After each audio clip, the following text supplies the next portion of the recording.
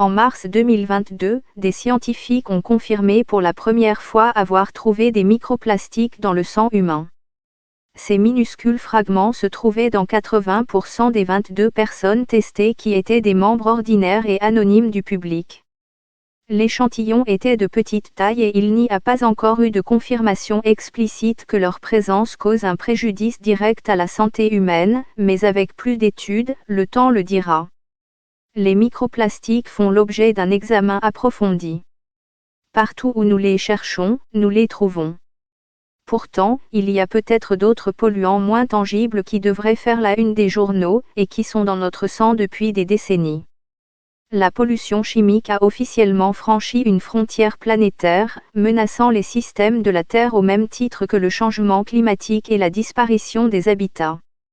Une étude récente menée par des scientifiques de Suède, du Royaume-Uni, du Canada, du Danemark et de Suisse souligne l'urgence de fermer le robinet à la source.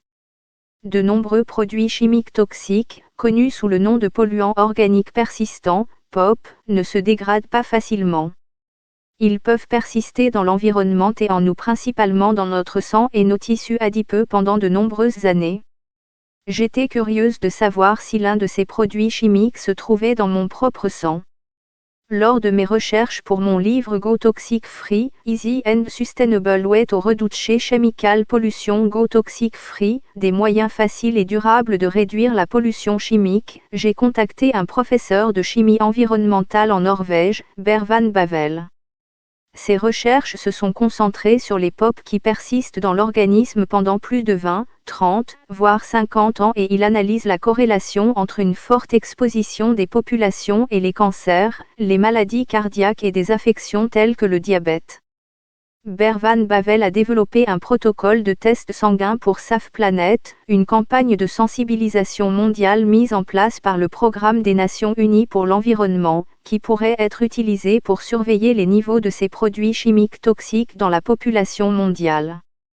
Safe Planet met en évidence les dommages causés par la production, l'utilisation et l'élimination de produits chimiques dangereux tels que les retardateurs de flammes et les pesticides, dont beaucoup ont été interdits.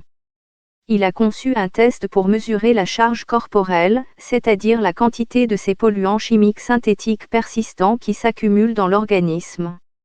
Depuis 2010, ce test a été réalisé sur plus de 100 000 personnes dans le monde, en Europe, en Amérique du Nord et du Sud, en Afrique et en Asie du Sud. Maintenant, c'est mon tour. J'ai pris rendez-vous au cabinet de mon généraliste local et j'ai fait une prise de sang. J'ai soigneusement emballé les tubes à essai et les ai envoyés par courrier à un laboratoire spécialisé en Norvège, qui a passé 6 semaines à analyser mon sang pour y détecter une centaine de POP, conformément à ce protocole de test de charge corporelle. Lorsque les résultats sont enfin arrivés par courrier électronique, j'ai ressenti une certaine appréhension. Le document de 8 pages détaillait les concentrations de tant de substances chimiques, chacune portant un nom difficile à prononcer. J'avais besoin d'aide pour déchiffrer ce que tout cela signifiait et pour savoir si je devais m'inquiéter ou si, peut-être, ces niveaux étaient suffisamment faibles pour être insignifiants. J'ai donc appelé Monsieur Van Bavel, qui m'a expliqué que la plupart des produits chimiques figurant sur la liste faisaient partie du cocktail toxique que nous avons tous dans notre corps.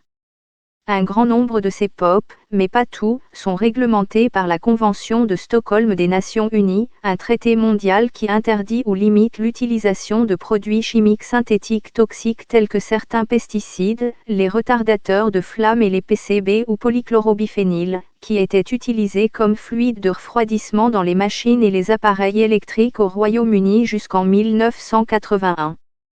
Dans votre échantillon de sang, nous avons examiné les anciens POP traditionnels qui ont été réglementés et retirés du marché, de sorte qu'ils n'ont pas été utilisés depuis de nombreuses années, a-t-il expliqué. Mes résultats ont révélé des traces de DDE, un métabolite du pesticide DDT qui a été utilisé jusque dans les années 1970, ainsi que de faibles niveaux de PCB. C'est un peu effrayant de voir que si vous avez ces produits chimiques dans la société, il est très difficile de s'en débarrasser. Malgré les interdictions, ces produits chimiques persistent, car beaucoup ne se dégradent pas facilement. Malgré son interdiction un an avant ma naissance, j'ai toujours de l'oxychlordane dans le sang, que j'aurais transmis à mes enfants. Il a été surpris de trouver des niveaux relativement élevés d'un produit chimique appelé oxychlordane, que l'on trouve normalement à des niveaux plus faibles que le DDT et plus souvent aux États-Unis et en Asie qu'au Royaume-Uni. Le pesticide chlordane a été interdit au Royaume-Uni en 1981, un an seulement après ma naissance. Une fois dans l'organisme, il est métabolisé en oxychlordane, qui a été retrouvé dans mon sang à seulement 5% des niveaux présents dans la population dans les années 1980. Mais la demi-vie de ce produit chimique, c'est-à-dire le temps qu'il faut pour que sa concentration dans mon sang diminue de moitié, est d'environ 30 ans. Ainsi, non seulement il m'a probablement été transmis par l'utérus, mais j'aurais également transmis par inadvertance cet héritage toxique à mes deux propres enfants. Les effets de certains des produits chimiques les plus dangereux se transmettent de génération en génération et, aujourd'hui encore, le chlordane est utilisé dans certains pays en développement. Le chlordane est toxique par nature, destiné à tuer les insectes, il nuit également aux vers de terre, aux poissons et aux oiseaux. Chez l'homme, il peut perturber la fonction hépatique, le développement du cerveau et le système immunitaire, et il est potentiellement cancérigène pour l'homme. Monsieur Van Bavel n'a pas été alarmé par les concentrations actuelles d'oxychlordane encore présentes dans mon sang, mais il a souligné l'importance d'interdire les produits chimiques toxiques avant qu'ils ne se répandent dans le monde entier et ne s'accumulent dans la population humaine. Mais les produits chimiques qui préoccupaient le plus Monsieur Van Bavel appartenaient en fait à une catégorie plus récente, connue sous le nom de PFA ou substances polyfluoroalkyles. Des milliers de produits chimiques PFA différents sont utilisés dans des produits de tous les jours pour repousser la saleté et l'eau, vêtements imperméables, textiles résistants aux taches, ustensiles de cuisine anti-adhésifs, tous ont tendance à être fabriqués avec des PFA, autrement appelés produits chimiques à vie en raison de leur persistance. Vos niveaux de PFA ne sont pas très élevés, mais ils constituent une préoccupation raisonnable. Nous avons trouvé des substances appelées PFOS, acide perfluoroctane sulfonique, PFNA, perfluorononanote, et des niveaux plus faibles de PFOA, perfluoroctanote, celui que l'on trouve normalement dans les échantillons de sang. Le test a révélé que les principales substances se situaient à un niveau raisonnable, pas à un niveau inquiétant, mais la réglementation est en retard, a commenté Monsieur Van Bavel. Il a décrit ma charge corporelle comme étant assez moyenne. Nous sommes tous exposés à ce type de produits chimiques. Ils s'accumulent dans notre corps alors qu'ils ne devraient pas y être. Vos niveaux sont acceptables du point de vue de la santé humaine, mais si nous ne prenions aucune mesure, les niveaux augmenteraient et notre population verrait différents effets toxicologiques. Bien sûr, ces produits chimiques doivent être réglementés et le nombre de remplacements augmente, nous devons donc mettre en place des mesures appropriées pour les régir.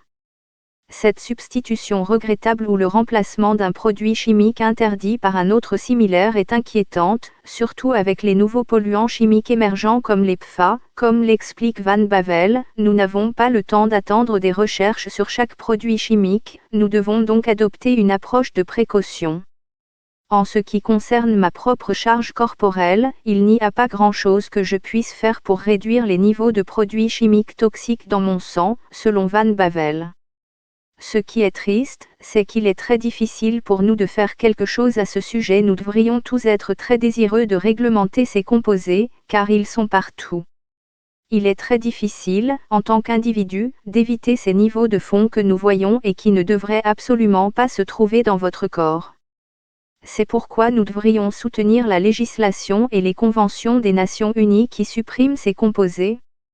Une meilleure législation est une chose pour laquelle milite Anna Lundqvist, toxicologue senior à l'ONG environnementale Chemsec. Basée en Suède, Chemsec vise à réduire l'utilisation de produits chimiques dangereux en influençant les décideurs politiques et en encourageant les entreprises à éliminer progressivement ces produits chimiques et à opter pour des alternatives plus sûres. Nous pouvons réduire l'exposition mais pas l'éliminer, convient Monsieur Lundqvist. Selon Chemsec, 62% du volume total des produits chimiques utilisés dans l'UE sont dangereux pour la santé humaine et l'environnement. C'est pourquoi les réglementations sont si importantes et doivent nous protéger. Les gens normaux ne devraient pas avoir à être dérangés par ces produits, mais nous n'en sommes pas encore là. Nous ne pouvons pas nous en libérer complètement, nous les avons dès notre naissance et ils sont si répandus dans l'environnement. Nous avons tous des centaines de produits chimiques synthétiques dans le sang de nos jours, explique M. Lindqvist. Les produits chimiques toxiques affectent tout, du développement de notre cerveau à notre système hormonal. Certains peuvent être cancérigènes. Les produits chimiques agissent de nombreuses façons différentes dans votre corps. Certains produits chimiques ont des effets retardés, par exemple ceux qui interagissent avec nos systèmes hormonaux. Si vous êtes exposé dans l'utérus ou pendant la puberté, les effets peuvent se manifester de nombreuses années, voire des décennies plus tard, peut-être sous forme de cancer du sein ou de différents troubles métaboliques. Les résultats dépendent donc non seulement du type et du niveau d'exposition, mais aussi du fait que la personne a été exposée ou non à des stades clés de son développement. M. Lindqvist explique que, comme nous ne sommes jamais exposés à un seul produit chimique à la fois, l'effet de ce cocktail toxique peut être complexe. Certains produits chimiques peuvent renforcer l'effet d'autres produits, d'autres peuvent s'opposer les uns aux autres. Ces faibles niveaux de ce mélange chimique qui affectent la signalisation hormonale et les effets génétiques sont beaucoup plus diffus et difficiles à relier exactement. C'est pourquoi nous devons mener des études à grande échelle sur des populations sur une longue période pour essayer de déterminer la cause et la raison, explique Lindqvist, qui reste optimiste. Les étiquettes permettent aux consommateurs de faire un choix conscient sans avoir à tout comprendre. C'est là que nous intervenons, en tant que consommateurs, et surtout, en tant que citoyens.